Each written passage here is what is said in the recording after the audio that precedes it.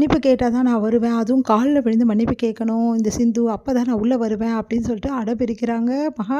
அதனால எல்லாரும் என்ன பண்ணுறது தெரியாம தவிக்கிறாங்க. மருமகள கால்ல விழ சொல்றது ரொம்ப தப்பு. நீ ஏன் இப்படிலாம் பண்ணிட்டுருக்க அப்படின்னு சொல்லிட்டு சொல்லிட்டுருக்காங்க. அன்னபூர்ணி அதை கேட்க மாட்டேங்கிறாங்க. இவ கால்ல விழுந்து மன்னிப்பு கேட்கணும்.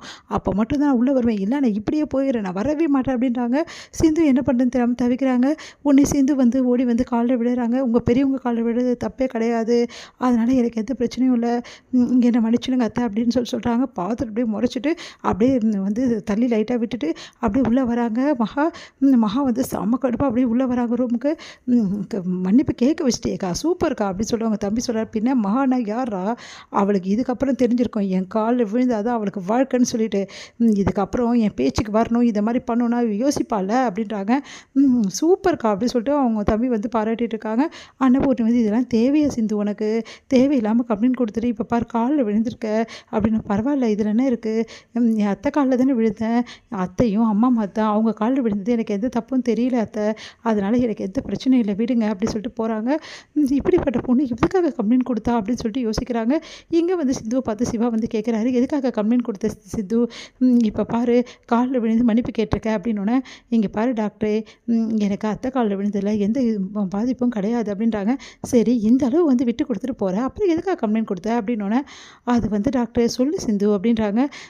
சரி டாக்டர் நான் ஏதோ தெரியாமல் கொடுத்துட்டேன் விடு அப்படின்னு சொல்லிட்டு போகிறாங்க. ஏன் சிந்து இப்படிலாம் நடந்துக்கிறா, இப்படி நடந்துக்கிற ஆளே கிடையாது அப்படின்னு சொல்லிட்டு யோசிக்கிறாரு சிவா. அடுத்து வந்து இங்கே என்ன பண்ணுறாங்க, செம்ம டென்ஷனாக இருக்காங்க மகா. ஏய் சிந்து என்ன பண்ணிகிட்ருக்க, இதுக்கப்புறமா நான் சொல்கிற வேலை எல்லாத்தையும் நீ நல்லா செய்யணும், அப்படி செய்யலைன்னு வச்சுக்கோ இந்த வீட்டை விட்டு துரத்து விட்டுருவேன் அப்படின்றாங்க. உடனே வந்து ரொம்ப வேலை வாங்குறாங்க வந்து சிந்து கிட்ட. இதையெல்லாம் சிவா வந்து நோட் பண்ணுறாரு. சிவா வந்து அவங்க அம்மா கிட்ட கேட்குறாரு, ஏம்மா இப்படிலாம் வேலை வாங்கிட்டுருக்க அப்படின்னு சொல்லிட்டு கேட்குறாரு. அது இங்கே பாரா இந்த விஷயத்தில் நீ தலையிடாத, அவள் என்னை போலீஸ் ஸ்டேஷனில் வச்சால அதுக்கு எல்லாத்துக்கும் நான் பதிலடி கண்டிப்பாக கொடுத்தே தீருவேன். அவள் உன் வாழ்க்கையை நாசம் பண்ணா என்ன போலீஸ் ஸ்டேஷனில் வச்சா அவளை நான் சும்மா விட சொல்கிறியா, இதுக்கப்புறம் எந்த விஷயம் சிவா நீ தலையிடா சிவா அப்படின்னு சொல்லிட்டு போகிறாங்க. அது கேட்டு சிவா என்ன பண்ணுறது தெரியாமல் யோசிக்கிறாரு. இங்கே வந்து என்ன பண்ணுறாங்க, பைரவி வந்து வண்டியில் போயிட்டே இருக்காங்க. சஞ்சய் கூட வண்டியில் போயிட்டுருக்க பைரவி வந்து என்ன பண்ணுறாங்க, சஞ்சய் வண்டி நிறுத்து நான் இங்கே இறங்கிக்கிறேன், இங்கே பஸ் ஸ்டாண்ட் இருக்குல்ல இங்கே இறங்கிக்கிட்டு அதுக்கப்புறம் நான் இங்கேருந்து பஸ்ஸில் போகிறேன், அதெல்லாம் ஒன்றும் வேணாம் பைரவி நானே உன்னை கூட்டிகிட்டு போகிறேன். என்னது நீயே கூட்டிகிட்டு போறியா, உனக்கு வேலை இருக்கும்ல, அதெல்லாம் நான் பார்த்துக்கிறேன், நானே உன்னை கூட்டிகிட்டு போகிறேன் அப்படின்றாங்க. பார்த்தா வண்டி வந்து ஏதோ வந்து முன்னாடி வந்து நிற்கிது. பார்த்தா கரெக்டாக நம்ம வந்து ஆறுமுகம் வந்து வண்டி வந்து நிறுத்துறாரு. அதை பார்த்து அதிர்ச்சி அடைகிறாரு. உடனே வந்து சஞ்சய் வந்து ஆறுமுகமா அப்படின்னு சொல்லிட்டு பைரவி இறங்க கீழே அப்படின்னு சொல்லிட்டு சொன்னோன்னே பைரவி இறங்குறாங்க.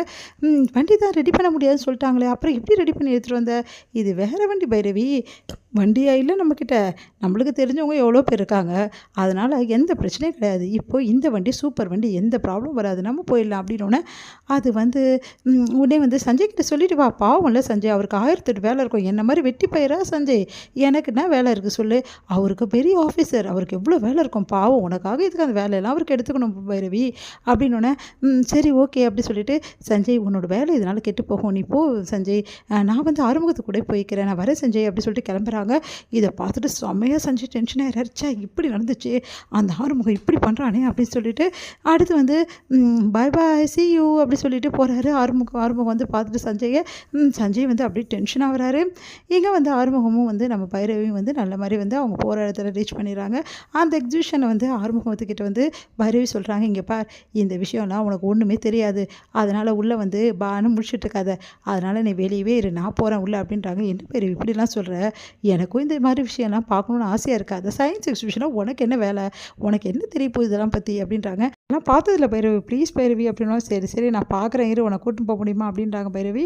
இங்கே வந்து என்ன பண்ணுறாங்க, ஸ்னேகா வந்து சிந்துக்கு ஃபோன் பண்ணுறாங்க. என்ன சிந்து எப்படி இருக்க, மாமியார் குடும்பம் ரொம்ப அதிகமாக இருக்குது போல்ருக்கு, புருஷனும் உங்ககிட்ட சரியாக பேசுறதில்லை போல்ருக்கு, பாவம் நீ சிந்து, இதுக்கெல்லாம் காரணம் யாரும் நினச்ச அப்படின்னோடனே அப்படியே அதிர்ச்சி அடைகிறாங்க.